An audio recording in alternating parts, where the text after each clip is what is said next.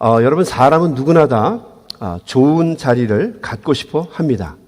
먼저 좋은 자리를 차지하고 뒤에 오는 사람들에게 텃세를 부려보고 싶기도 하고 또 강짜를 놓고 싶기도 합니다. 이 자리 내 거야, 까불지 마, 그러면서 자기 자리를 주장하고 싶어 하기도 하죠. 좋은 자리에는 힘이 있고 능력이 있습니다. 그래서 사람들은 다 좋은 자리를 갖고 싶어 하죠. 좋은 자리는 대부분 높은 자리입니다. 높은 자리, 성경에 보면은 상석이라고 표현되어 있습니다. 높은 자리에 앉게 되면 대우와 예우가 달라지게 됩니다. 월급도 많이 받게 되고 또 수당도 많이 나오게 됩니다. 품위 유지비라는 것도 나오게 되고 사람들에게 존경을 받기도 하고 길을 걸어가면 사람들이 다 인사를 하며 굽실굽실하기도 합니다. 낮은 자리에서는 상상도 할 수 없었던 것을 높은 자리에 올라가게 되면 너무도 쉽게 할 수가 있습니다. 그래서 사람들은 누구나 다 높은 자리를 선호하고 동경합니다. 자기만 높은 자리에 올라가고 싶은 게 아니라 자기의 자녀들에게도 높은 자리에 올라갈 수 있도록 도와주고 싶어 하는 게 부모의 마음입니다. 우리 부모들이 자녀들에게 이런 말을 잘하죠. 내가 너보러 돈을 벌어오라고 그랬냐, 떡을 만들어 오라고 그랬냐. 그 쉬운 공부 하나 잘 안 하는데 그게 뭐가 그렇게 힘들어? 그게 나 좋자고 하는 거냐? 너 잘 되라고 하는 거지. 너 높은 자리 가라고 그렇게 하는 거지. 이런 얘기를 우리가 할 때가 많이 있어요. 근데 한번 잘 생각해 보십시오. 그 나이 또래에 있는 아이들에게 가장 어려운 게 뭘까요? 공부예요, 공부. 여러분들도 그 나이 때 공부하는 게 제일 힘들었다라고 하는 것을 기억하십시오.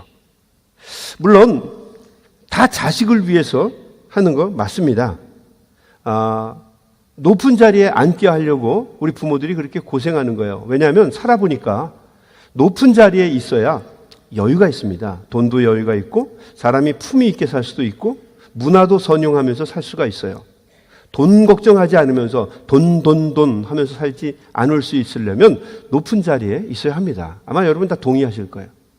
아닌데 그럼 여러분의 자녀가 낮은 자리에 살기를 원하세요? 아니라고요. 사람들은 다 높은 자리에 올라가서 여유 있게 살고 싶어 해요. 마태복음 20장 20절에서 21절에 보면 야고보와 요한의 어머니가 예수님께 옵니다. 그리고 예수님께 부탁하죠. 선생님, 당신의 나라가 이 땅에 임하시게 되면 제 두 아들을 한쪽은 오른쪽에 또 한 사람은 왼쪽에 자리를 잡게 해 주십시오라고 부탁을 합니다. 신앙적으로는 이걸 어떻게 평가할지를 모르겠지만 상식적으로 볼 때, 현실적으로 볼 때는 충분히 이해가 됩니다. 왜냐하면 그게 부모의 마음이기 때문에 그렇죠. 부모 마음은 다 그런 거 아닙니까? 사람들이 낮은 자리에서 높은 자리로 올라가게 되면 너무너무 좋아합니다. 다 기뻐하고 감사해야죠. 우리는 이것을 승진이라고 합니다. 승진. 오를 승, 나아갈 진. 올라가는 거예요, 올라가는 거. 사람들은 다 승진하고 싶어요. 올라가는 걸 다 좋아합니다. 내려가고 싶어 하는 사람들은 한 사람이 없어요. 빨리 올라가면 우리는 그걸 뭐라고 부릅니까? 고속 승진이라고 얘기합니다. 고속 승진 너무너무 가슴 뛰는 일이고 좋은 일이에요. 중간에 단계를 뛰지 않고 밑바닥에서 높은 자리로 확 올라가면 우리는 그걸 뭐라고 얘기합니까? 파격 승진이라고 얘기해요. 파격 승진을 경험하면 가문의 영광입니다. 너무너무 좋아요. 그런데 한번 뒤집어서 생각해 보세요. 높은 자리에 있다가 밑바닥으로 내려오게 되면 어떻게 될까요? 얼마나 힘들고 얼마나 고통스럽겠어요. 아마 죽을 만큼 힘들 겁니다. 예를 들어서 딸 자리에서 며느리 자리로 내려온다고 한번 생각해 보십시오. 대우가 달라지죠. 딸 때는 아나무인이었어요. 모든 게 다 자기가 하고 싶은 대로 했어요. 엄마, 밥 갖고 와! 그렇죠. 이거 나이하고 상관이 없어요. 나이가 들어도 그 연세 드신 엄마한테 엄마, 뭐 먹을 거 없어? 배고파. 밥 갖고 와! 딸이라 그래요, 딸. 며느리가 그렇게 하는 게 될까요? 어머님, 식사 차려놨습니다. 와서 진지 잡수셔요. 이렇게 얘기하죠. 힘들어요. 며느리가 그랬다고 얼마나 힘들겠어요. 며느리도 어머니, 시어머니 눈치 보면서 시집살림을 하게 됩니다. 우리 시어머님 중에서는 이렇게 말하는 분이 있어요. 아가, 나는 너를 딸로 생각한단다. 어이, 무서워.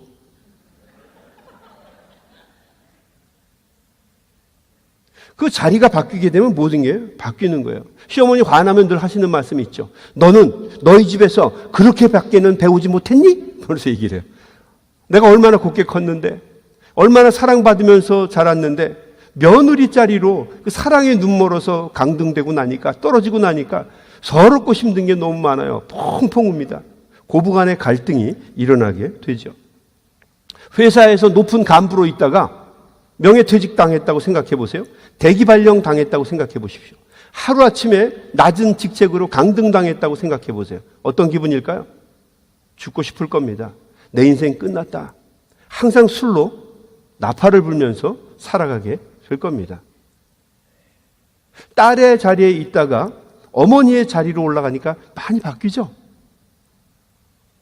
또 아들의 자리로 있다가 남의 집에 사위로 들어가니까 많이 바뀔 거예요. 보는 시각도 달라지고 다른 것들을 보게 될 거예요. 여러분, 자리라고 하는 게 그렇습니다. 그래서 자리를 바꾼다고 하는 것은 결코 쉬운 일이 아니다라고 하는 거죠. 책 중에 거꾸로 오르는 사다리라고 하는 책이 있어요. 이 책은 한때 로스앤젤레스, LA에서 목회를 아주 잘 하셨던 그 어떤 목사님의 자전적인 고백이 담겨 있는 책입니다. 이 책의 저자는 1990년대 LA에서 가장 성공한 목사님 중에 한 분이라는 말을 듣는 분이었어요. 큰 부지에 고래당같이 큰 교회를 지었습니다. 원래 처음부터 그렇게 목회를 하려고 했던 것은 아니었어요. 그런데 매주 사람들이 미어터지게 많이 들어오게 되니까, 또 교회가 계속 부흥해서 뻗어나가니까 자신도 모르게 그렇게 된 거예요. 교회도 크게 짓게 되고 비즈니스 마인드를 갖게 된 겁니다. 처음 목회자가 될 때는 맑고 깨끗한 영혼을 가지고 있었어요. 작은 것 하나를 보면서도 하나님께 감사할 수 있었고, 자기가 목사가 된 이유는 한 사람이라도, 한 영혼이라도 더 구원해서 주님께로 데려가고 싶어 했던 것이 그 사람의 마음이었어요. 근데 어느덧 교회가 갑자기 커지기 시작하고 모든 일들이 복잡해지면서 기계적으로 반복해서 사역을 하다 보니까 자기도 모르게 자기가 왜 목사가 되었는지도 잊어버리게 된 겁니다. 기도도 잘 안 하게 되고 교인들을 돌보는 시간도 없어지게 되고 피곤하고 지치게 되고, 어느 날 거울을 보니까 거울 앞에 한 중년의 비즈니스맨이 서 있는 거를 보게 됩니다. 그러나 이미 교회가 돌아가기 때문에 교회를 더 크게 짓는 게 목표가 됐으니까 빚도 얻게 되고 융자도 얻게 되고 큰 교회 건물을 짓습니다. 근데 사람들이 또 몰려드는 거예요. 그러니까 또 빚을 내고 또 융자를 내서 더 큰 건물을 짓게 됩니다. 더 크게, 더 높게. 성공한 목회자라고 하는 그 이름을 위해서 열심히 수고하고 애쓰면서 성공의 사다리를 기어 올라가게 됩니다. 그는 오직 교회만 생각했어요. 목사 중에서 그런 사람이 몇 명이 있었겠어요. 교회만 생각하고 항상 교회 부흥, 발전을 위해서 애쓰고 노력을 했습니다. 그러다가 갑자기 전혀 예상하지 못했던 일을 경험하게 되죠. 서브프라임 모르기지 사건이 터지게 된 거예요. 교인들이 파산하고 직장을 잃게 되고 하루아침에 알거지로 내려앉게 됩니다. 그러니 교인들이 헌금을 할 수가 있나요? 자연히 교회도 그 많은 빚을 지고 있었는데 상환금을 내지 못하니까 자동적으로 부도 처리가 된 거예요. 하루아침에 몰락하게 된 겁니다. 교인들이 다 뿔뿔이 흩어지게 됩니다. 아주 초라하게, 철저하게 망하고 말았습니다. 성공의 사다리에서 다시 내려온 겁니다. 아니, 정확하게 얘기하면 사다리에서 떨어진 겁니다. 너무 황당하고 너무 허무한 이야기지만 목사님께서 비로소 깨달았다는 거죠. 아하, 내가 그동안 바벨탑을 쌓고 있었구나. 이 탑을 쌓는 것이 목회를 잘하는 건 줄, 최고의 목회를 하는 건 줄 착각했던 거죠. 이게 성공한 목회자의 표상이라고 자기는 스스로도 몰랐던 거예요. 그런데 무너져 보고 나니까 비로소 자기 자신을 보게 된 것입니다. 자기의 자리가 아니라 하나님의 자리에서, 하나님의 입장에서 생각을 해보니까 망하는 것도 하나님의 은혜인 거예요. 멈추어 주신 게 하나님의 은혜입니다. 그리고 자기를 이 바벨탑에서 무너뜨리신 것은 다시 자기로 하여금 새롭게 시작할 수 있는 기회, 구원의 기회를 주시려고 했다는 것을 이 목사님이 알게 돼요. 그래서 책 중에 하나님 앞에 고백하기를 망하게 하신 하나님께 감사를 드리는 것을 보게 됩니다. 다시 초심으로 돌아오게 되고요. 하나님께 무릎을 꿇게 됩니다. 낮아지고 보니까 예전에 보지 못했던 것을 다시 보기 시작하는 거예요. 고아가 보이게 되고 우리 2세 청년들의 아픈 힘든 모습도 보게 되고 고통받고 어려움 당하는 사람들의 모습이 눈에 들어오게 됩니다. 이제 교인은 300명 정도밖에 남지 않았고 또 건물도 다 빼앗겨서 없어졌지만 그래도 목사님은 행복을 다시 찾게 되었어요. 다시 내가 왜 목회를 하게 되었는지에 대한 소명의식을 회복하게 되었어요. 생각해 보니까 다시 이 사다리에서 떨어진 게 아니라 하나님께서 거꾸로 사다리를 올라오게 하신 것을 알게 된 거예요. 망하는 것도 하나님의 은혜라고 하는 것을 그가 순종하면서 자리를 바꿔보면서 경험하게 된 것입니다. 여러분, 낮은 자리에서 높은 자리로 올라가는 것은 우리가 잘할 수 있는지 모르겠지만 높은 자리에서 낮은 자리로 내려오는 것은 절대 할 수가 없어요.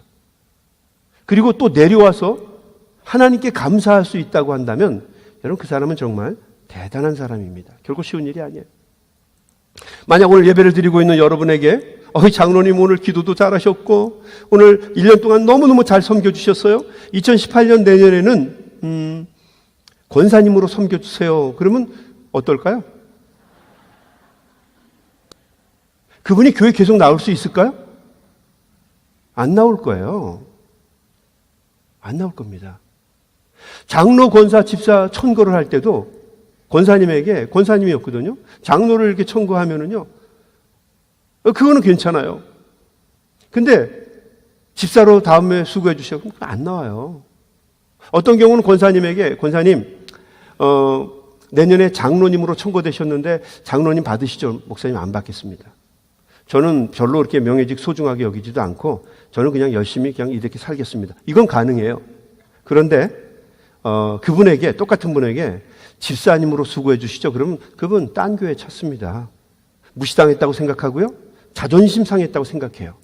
다른 사람들은 다 권사님으로 천거를 받았는데 나만 집사로 남아있다고 생각하면 또 그분도 같이 교회를 또 찾아다니게 됩니다.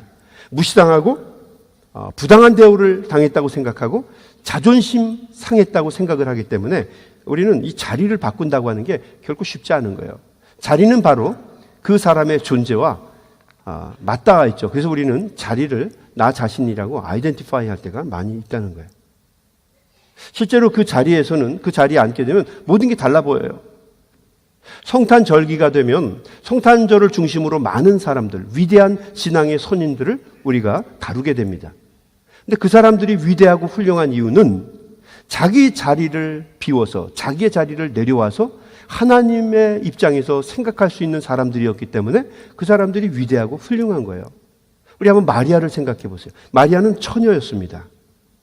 근데 천사가 나타나서 너가 메시아를 낳을 것이다.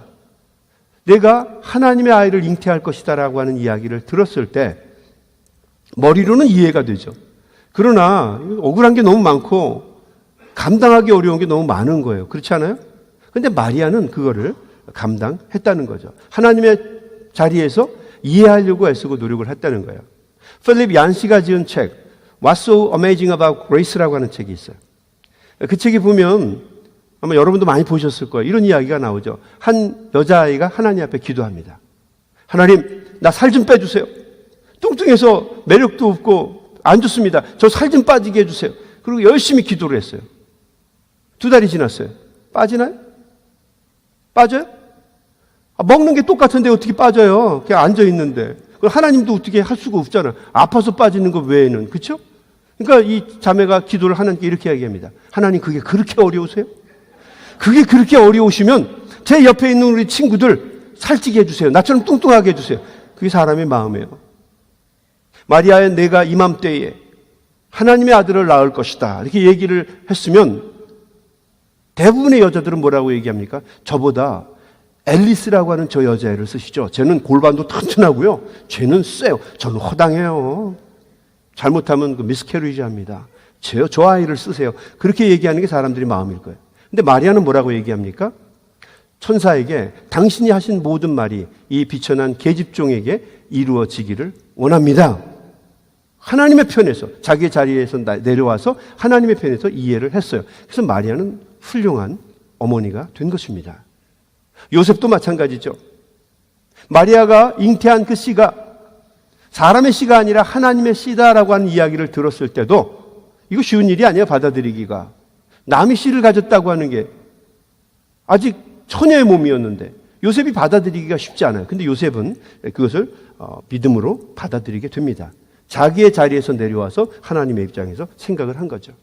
엘리사벳, 세례 요한, 스가랴, 안나 이런 모든 사람들이 마찬가지입니다. 이들은 자기의 자리에서가 아니라 하나님의 자리에서 하나님의 생각으로 이해하고 모든 것을 받아들인 사람들이에요. 그래서 그분들은 훌륭한 분들입니다. 저는 이게 확실히 한지는 잘 모르겠는데요. 크리스마스 전통 중에 보면, 우리 기독교 전통 중에 보면, Three Keys of Christmas라고 하는 전통이 있습니다. 키가 3개가 있어요. 그래서 우리가 이 추리를 만들 때마다 그리고 이 키 3개를 걸게 되는데, 첫 번째 키는 목자의 키입니다. 목자의 키. 그래서 이 키를 추리의 맨 밑바닥에 놓게 됩니다. 왜냐하면 예수님께서 비천한 사람들, 목자와 같은 비천한 사람들을 위해서 오셨기 때문이죠. 그리고 이 목자들은 자기들이 돌봐야 되는 양들도 있고 여러 가지 일들을 해야 되는데 그 모든 것을 내려놓고 자기 자리를 비우고 아기 예수를 만나러 왔기 때문에, 그래서 첫 번째로 이 목자의 키를 크리스마스 추리의 맨 밑바닥에 아랫부분에 걸게 됩니다. 두 번째 키는 동방박사의 키입니다. 이 키는 크리스마스 추리 맨 꼭대기에 가장자리에다 옆에다가 걸게 됩니다. 이것은 동방박사들이, 이방인이었던 동방박사들이 먼 곳에서부터 자기의 바쁘고 힘든 일상에서 자기의 자리를 내려놓고 아기 예수님, 온 인류를 위해 구주로 오시는 아기 예수님을 맞이하러 주님께로 나와왔기 때문입니다. 자기 자신을 내려놓은 거죠. 세 번째는 예수 그리스도의 열쇠입니다. 이것은 추리의 정중앙에 걸어놓게 됩니다. 오늘 사도 바울이 이야기한 것처럼 예수님께서는 자기의 자리를 내려놓으시고, 원래는 하나님과 동등된 분이셨지만 동등됨을 취할 것으로 여기지 아니하시고 자기의 자리를 비워서 이 땅에 내려오셨어요. 사람의 형체를 입으셨고 비천한 곳에 오셨고 죽기까지 섬기시다가 하나님의 나라로 다시 가셨어요. 그래서 이 세 개의 키, 이 크리스마스의 정신은 자기의 자리를 내려놓는 것을 의미합니다. 자기 자리를 내려놓고 하나님의 마음을 이해하려고 하는 게 바로 그 전통이죠. 다음 주일은 성탄주일입니다. 성탄주일은 하나님이 사람의 모습을 입고 이 땅에 화육하신 날이에요. 이 땅에 내려오셨는데 그 지고하시고 높으신 하나님이 천하디천한 동물의 여물통, 밥통으로 강림하신 날이 바로 성탄절입니다. 하나님의 입장에서가 아니라 사람의 입장에서 사람의 눈높이에 맞추어서 사랑을 해주신 날, 그날이 바로 성탄절입니다. 그래서 사도 바울은 우리에게 이렇게 얘기합니다. 너희 안에 이 마음을 품어라. 곧 그리스도 예수의 마음이니, 그 마음은 어떤 마음입니까? 그는 근본 하나님의 본체시나 하나님과 동등됨을 취할 것으로 여기지 아니하시고 오히려 자기를 비워 종의 형체를 가지사 사람들과 같이 되셨고 사람의 모양으로 나타나사 자기를 낮추시고 죽기까지 복종하셨으니 곧 십자가에 죽으심이라. 이게 말이나 돼요? 하나님이 그 천하디천한 사람의 모습으로 동물들과 함께 구유 속에 태어나셨다는 거예요. 이게 바로 성탄절의 모습입니다. 그러니까 너무너무 사랑하니까 하나님이 인간이 되시는 것이고, 너무너무 사랑하니까 한 사람도, 비천하게 사는 사람 한 사람도 소외되지 않도록 낮아지셔서 동물의 여물통에 강림하게 되신다는 거죠. 하나님의 마음을 이해하려고 했고 동등되게 하나님됨을 주장하지 않고 낮은 자리로 화육하셨다는 거예요. 하나님을 감동시키셨어요. 그래서 성경은 이렇게 얘기합니다. 9절. 이러므로 하나님이 그를 지극히 높여 모든 이름 위에 뛰어난 이름으로 주사 하늘에 있는 자들과 땅에 있는 자들과 땅 아래에 있는 자들로 모든 무릎을 예수의 이름에 꿇게 하시고 모든 입으로 예수 그리스도를 주라 시인하여 하나님 아버지께 영광을 돌리게 하셨느니라. 예수 그리스도의 이름을 최고의 이름으로 만드셨다는 거예요. 하늘에는 영광, 땅에는 평화, 그리고 모든 사람들이 예수 그리스도에게 경배하는 그 놀라운 이름으로 예수님을 만들어 세우셨다는 거죠. 여러분, 주님을 섬기는 우리들, 주님과 함께 영광을 누리고 주님과 함께 기쁨의 자리를 앉기를 원한다면 여러분이 성탄을 통해서 특별히 대강절 기간에 우리 낮아지는 연습, 낮은 자리에 갈 수 있는 연습을 함께 노력할 수 있게 되기를 바랍니다. 싫어요? 이게 여러분 쉬운 게 아니더라고요. 정말 쉬운 게 아니더라고요. 그러나 여러분 해야 합니다. 우리가 그리스도인이기 때문에, 그리스도의 사람들이기 때문에 우리는 이 길을 걸어가야만 합니다. 제가 예전에 섬기던 교회에 권사님 한 분이 계셨어요. 참 좋으신 성품을 가진 분이에요. 근데 이분은 이렇게 신앙 공동체끼리 모여가지고 얘기를 하면 좀 삐딱하세요. 그게 왜 그런가 여쭤보니까 자기는 성경에서 도무지 이해할 수 없는 내용들만 가득 차 있다는 거예요. 아니, 그때 이루었으면 지금 한번 이루어봐. 그럼 내가 믿을게. 뭐 이렇게 이야기도 하시고요. 뭐 이렇게 아는 게 많아가지고 그냥 삐딱하세요. 정말 어려워요. 삐딱하세요.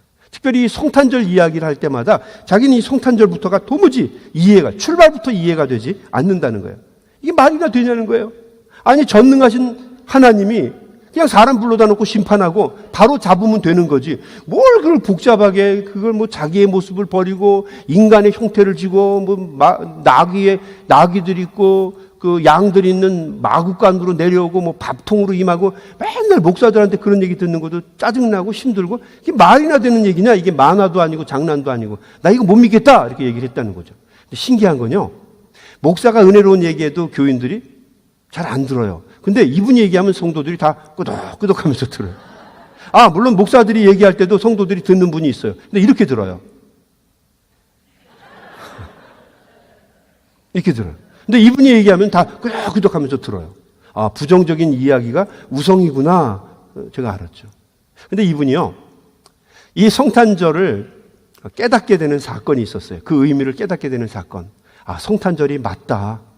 예수님이 이렇게 오시는 게 답이다라고 생각하는 사건이 있었어요. 어떤 사건이었냐면 이분이 노총각이었어요. 요리사였는데 음식을 참 잘 만들어요. 한식당에서 일을 하시는데 참 음식을 잘 만들어요. 근데 바빠서 그랬는지 결혼을 못했어요. 40일이 넘어서 뒤늦게 한 여자를 만났어요. 그리고 사랑하고 아이를 하나 낳았어요. 아들을 낳았습니다. 그러니까 이 얼마나 귀했겠어요. 자기에게는 그런 축복이 없을 줄 알았는데 40이 돼서 뒤늦게 그 아들을 얻게 된 거예요. 너무너무 좋은 거예요. 꽉 만지면 터질까봐, 불면 날아갈까봐 금지옥엽이라고 그러잖아요. 딸을 그렇게 길러야 되는데 아들을 그렇게 기른 거예요. 한 번도 아들한테 큰 소리 해본 적 없어요. 이분은 정말 아들에게 정말 너무너무 잘해요. 아들에게 하는 거 10분의 1만 하면 이 사람은 그 기독교인들 중에서도 왕 기독교인이 될 만한 분이에요. 정말 대단한 분이에요. 아들이 먹고 싶은 거 사주기 위해서 늘 일만 하는 분, 아들이 갖고 싶은 거 갖게 해주려고 늘 일만 하는 분, 아들이 하고 싶은 것 할 수 있게 해주기 위해서 늘 일만 하는 분, 이분에게 쉬는 날은 존재하지 않아요. 명절 그런 거 존재하지 않습니다. 아침부터 밤 늦게까지 계속 일만 하시는 분이에요. 교회에는 나오셨는데 그렇게 잘 안 나오시고 그렇게 삐딱하신 분이 저는 아직도 미스터리예요. 어떻게 권사가 됐는지. 그래도 아들 하나는 너무너무 사랑해요. 아마 그래서 권사님이 된 것 같아요. 너무너무 아들을 사랑하고 좋아요. 근데 한 번은 좀 피곤해서 집에서 쉬고 있는데 좀 아들이 좀 이렇게 딴 생각하고 공부를 잘 안 했나 봐요. 그러니까 아버지가 좀 약간 좀 걱정이 됐겠죠. 그래서 싫은 소리 한마디 했어요. 심하게 하지도 않았어요. 아들 그러면 안 돼. 그럼 얘기를 했나 봐요. 근데 아들이 갑자기 눈물을 팍 터뜨리면서 아버지를 향해서 독서를 퍼붓기 시작한 거예요. 아버지, 아빠가 단 한 번이라도 나에게 관심을 가져본 적이 있어요. 그 사춘기에 접어든 아이, 고등학교 2학년 되는 아이가 아버지를 향해서 아버지가 내 인생에 한 번이라도 관심을 가진 적이 있냐고 소리를 치고 울기 시작하는 거예요. 그러니까 아버지가 기가 막히죠. 두 다리가 확 풀리면서 힘이 빠지는 거예요. 주저앉고 싶더래요. 나 같으면 그냥 여러분도 그랬을 텐데. 근데 이 아버지는 그렇게도 못하는 거예요. 다리가 풀려서 아들, 내가 너를 어떻게 길렀는데 내가 왜 그렇게 죽도록 일을 했는데 세상에 일하고 싶은 사람이 어딨어? 나 놀고 싶지. 내가 너 잘해주려고, 너 미래를 위해서 먹고 싶은 거, 하고 싶은 거, 갖고 싶은 거 갖게 해주려고, 그거 해주려고 열심히 내가 새벽부터 밤늦게까지 일한 건데 아들 그렇게 말하면 안 되지. 아빠가 너무 슬프지. 너를 위해서 살았는데 너 이제 좀 있으면 대학도 갈 거고 너 머지않아서 유학도 간다고 그러면 너 하고 싶은 거 다 하게 해주려고 내가 이렇게 열심히 수고하고 애쓰는 건데 아들 그거 몰라? 그랬더니 아들이 그렇게 얘기하더래요. 아빠는 그랬는지 모르겠지만 아빠는 정작 내가 필요로 할 때 한 번도 내 옆에 없었잖아요. 생일 때도 없었고 학교에서 발표해야 하고 그럴 때 아빠는 오지 않았고 내가 아버지가 정말 필요할 때 놀이공원 갈 때도 나는 엄마하고만 갔잖아요. 아빠는 단 한 번도 나와 같이 있지 않았잖아요. 어떻게 아빠가 나를 사랑한다고 얘기할 수 있겠어요? 기가 막히죠. 누가 돈을 벌어오면 누가 자기를 먹여 살리겠어요? 철없는 아이죠. 저 같으면 그냥 막 정신 차려. 저 그랬을 것 같아요. 근데 이 아버지는 안 그런 거예요. 이 착한 사람은 그러지 않은 거예요. 힘이 쏙 빠져서 아들에게 이렇게 얘기했다는 거죠. 그래 아들아 미안하다. 아들아 미안하다. 아빠가 너의 말을 듣고 보니까 네 말이 맞구나. 아빠가 함께 해주지 못해서 미안해. 아빠가 나만 생각했어. 아빠를 용서해. 그래서 둘이 막 끌어안고 울었다는 거죠. 근데 이 아버지는 그러고 나서 이게 얼마나 서러운지 그냥 가슴에 남아가지고 하루 종일 일을 하면서도 그냥 엉엉 울면서 일을 했다는 거죠. 그 눈도 큰 양반이 달기똥 같은 눈물을 막 뚝뚝 떨구면서 저하고 얘기를 하는데도 말 잘못 걸면은 그냥 눈물이 막 쏟아질 것 같아요. 그 큰 눈으로 너무 서럽고 힘들어서. 그분이 나중에 저한테 이런 얘기를 하는 거예요. 그 아들과 싸우고 나서 주님의 마음을 알았다는 거예요. 사랑이라고 하는 게 뭔가? 사랑은 나의 언어로 이야기하는 게 아니라 사랑하는 사람의 언어로 이야기하는 게 사랑이다라는 걸 알았다는 거죠. 내가 생각하고 내가 판단하고 내가 사랑이라고 정의하는 것으로 그 사람과 대화를 나누는 게 아니라 사랑을 나누는 게 아니라 내가 사랑하는 사람이 정의하는 그 사랑에 대한 데피니션, 그가 생각하고 있는 사랑의 방식, 그걸 가지고 이야기하고 그걸 가지고 대화하고 그걸 가지고 살아가는 게 사랑이다라고 하는 것을 비로소 알게 되었다는 거죠. 그래서 사랑은 눈높이 사랑입니다. 그러니까 하나님이 그 높은 보좌를 버리시고 천하디천한 그 마구간에 화육하셔서 우리를 사랑하신다고 이야기하는 그것이 맞다라고 하는 것을 그 아들과의 분쟁을 통해서 알게 되었다는 것입니다. 여러분, 이제 성탄절이 일주일밖에 남지 않았습니다. 우리가 지금 대강절을 지내고 있는데요. 우리가 대강절을 잘 지내야 하는데 특별히 한 주간 남은 이 절기 동안에 한번 낮은 자리를 생각해 보실 수 있게 되길 바랍니다. 일주일 동안 살아가면서 하나님이 내가 내려앉기를 바라시는 낮은 자리는 어디인가? 그 자리에 내려앉으면 힘들고 어려운 일이 참 많을 텐데 하나님 나에게 지혜도 주시고